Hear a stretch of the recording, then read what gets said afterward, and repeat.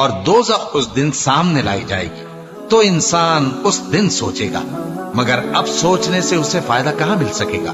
کہے گا کاش میں نے اپنی اس زندگی کے لیے کچھ آگے بھیجا ہوتا۔ تو اس دن نہ کوئی اللہ کے عذاب کی طرح کا عذاب دے گا اور نہ کوئی اس کے جکڑنے کی طرح جکڑے گا۔ جو لوگ کافر ہیں یعنی اہل کتاب اور مشرک، وہ دوزخ کی آگ میں پڑیں گے اور ہمیشہ اسی میں رہیں گے۔ یہ لوگ سب مخلوق سے زیادہ برے ہیں۔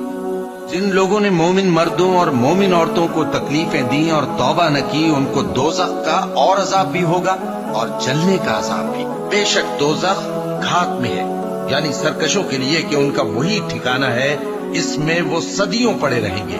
وہاں نہ ٹھنڈک کا مزہ چکھیں گے، نہ کچھ پینا نصیب ہوگا مگر کھولتا پانی اور بدبودار پیپ۔ یہ بدلہ ہے ان کے اعمال کے موافق۔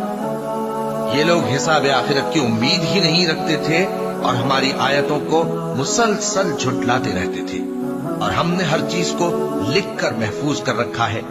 سو اب مزہ چکھو، ہم تم پر عذاب ہی بڑھاتے جائیں گے، اور جو نافرمان ہوئے وہ دوزخ کا ایندھن بنے۔ اور جو شخص اللہ اور اس کے پیغمبر کی نافرمانی کرے گا تو ایسوں کے لیے جہنم کی آگ ہے، وہ ہمیشہ ہمیشہ اس میں رہیں گے، یہاں تک کہ جب یہ لوگ وہ دن دیکھ لیں گے جس کا ان سے وعدہ کیا جاتا ہے، تب ان کو معلوم ہو جائے گا کہ مددگار کس کے کمزور ہیں اور شمار کن کا تھوڑا ہے۔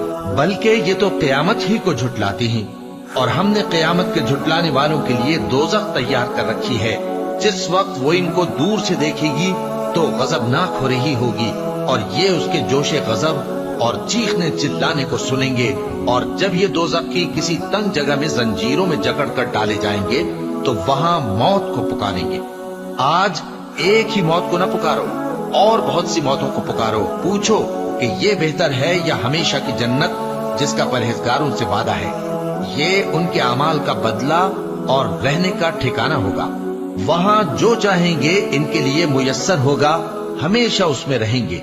یہ وعدہ اللہ کو پورا کرنا لازم ہے اور اس لائق ہے کہ مانگ لیا جائے۔ مومنو، اپنے آپ کو اور اپنے اہل و عیال کو اس آگ سے بچاؤ جس کا ایندھن آدمی اور پتھر ہوں گے، اور جس پر تند خو اور سخت گیر فرشتے مقرر ہیں۔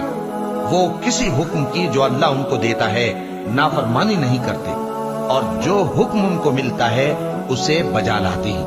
اے پیغمبر، کافروں سے کہہ دو کہ تم دنیا میں بھی عنقریب مغلوب ہو جاؤ گے اور آخرت میں جہنم کی طرف اکٹھا کیے جاؤ گے، اور وہ بری جگہ ہے۔ اور جب اس سے کہا جاتا ہے کہ اللہ سے خوف کر تو غرور اس کو گناہ میں پھنسا دیتا ہے، سو اس کو جہنم کافی ہے اور وہ بہت برا ٹھکانہ ہے۔